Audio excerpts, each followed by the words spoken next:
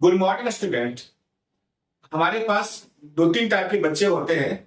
कुछ बच्चे का कंप्लेन आता है क्या कि मेरा बेसिक बहुत वीक है।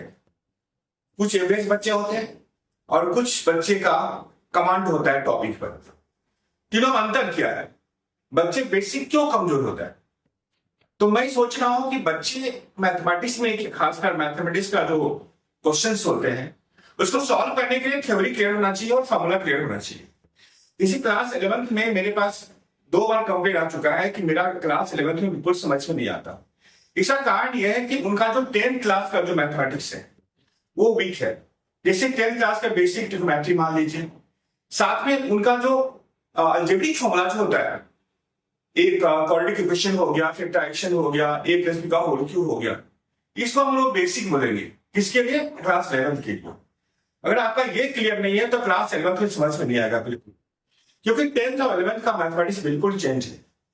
9 10 सेम है, लेकिन जब आप 11th में जाएंगे तो सब नया मैथमेटिक्स आएगा और उसमें क्लास 10th का यूज होगा। जिस जो बच्चे कंप्लेन करते हैं कि मेरा बेसिक वीक है, इसका मतलब हुआ तो उसका 10th क्लास का जो मैथमेटिक्स फॉर्मूला है वो उनको आता नहीं है या उनको समझ में नहीं आया। मेरा कहना यह है कि जब भी जस्ट लाइक जो मैथमेटिक्स हम लोग पढ़ते हैं, क्या है, एक यूज करना होता है। बच्चे क्वेश्चन से लड़ना होता है, तो क्वेश्चन से लड़ने के लिए क्या चाहिए आपको?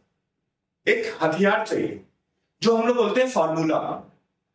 फॉर्मूला के लिए आपको डेरिवेशन और उसका कॉन्सेप्ट होना चाहिए। जब भी कोई टॉपिक करते हैं तो पता करना चाहिए कि इस टॉपिक में कितने फॉर्मूला मेरा यूज है। बैकलॉग फॉर्मूला कितना यूज करना होता है उसको आपको पहले क्लियर करना होगा। जैसे मान लेते हैं कि ट्रिग्नोमेट्री है। ट्रिग्नोमेट्री जब शुरू करते हैं तो हम लोग क्या स्टार्ट करते हैं? Sine a + b cos a + b या रेडियन शुरू करते हैं। उसके नीचे जो 10th क्लास का फॉर्मूला था, आइडेंटिटी था, sin² + cos² = 1, बच्चे को पता ही नहीं है। तो डायरेक्ट जब क्लास 11th स्टार्ट करेंगे तो आपका वो क्लियर नहीं होगा। तो बच्चे बोलते हैं बेसिक भी हो गया। तो बेसिक करने से तरीका, उसको दूर करने का एक ही तरीका है। आप इसकी सोल्यूशन बताता हूं।